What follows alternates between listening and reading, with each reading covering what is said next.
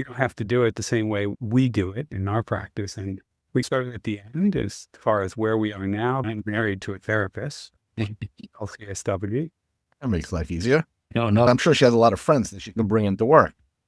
That's exactly right, George. What happened for us is he started our behavioral health integration by having her on her, she was a school counselor.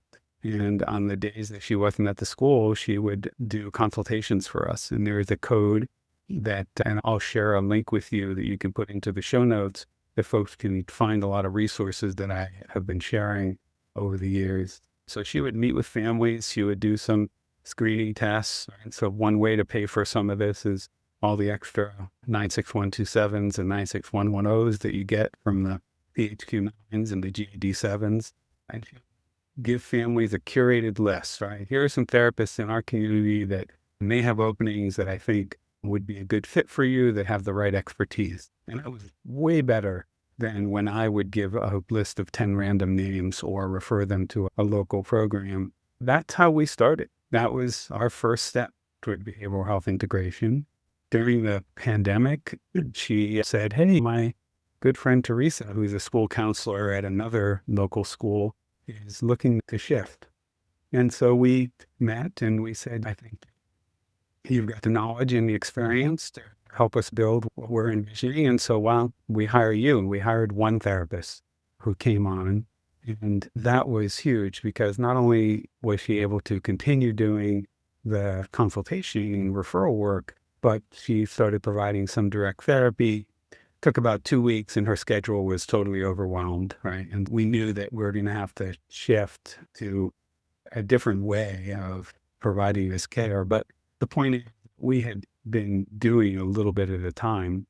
At the same time, we found a local child psychiatrist and said, hey, can we hire you a couple of sessions a month to connect over lunch by Zoom? And we'll just present cases.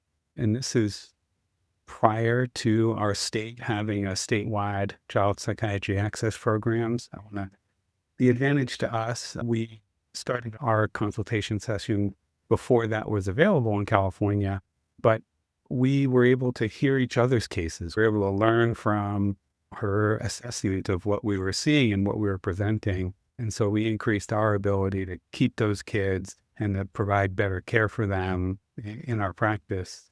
One of the things when you bring up Medicaid and AAP, I think AAP is doing a lot of work with Medicaid right now, and certainly other folks who criticize them for not doing other stuff while they work on Medicaid reimbursement.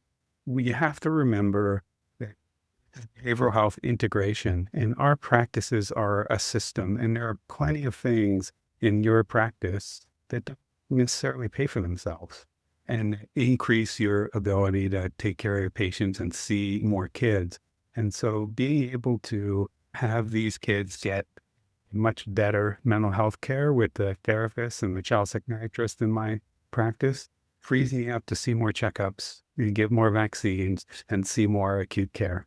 And you have to look at it as a system. I don't disagree with you there. I'm just telling you the reality in Virginia where Medicaid pays 50% of Medicare. You're not going to be able to hire a psychiatrist to see patients, not even a block of, could you do it on Friday mornings, 4 hours? They'll go, no.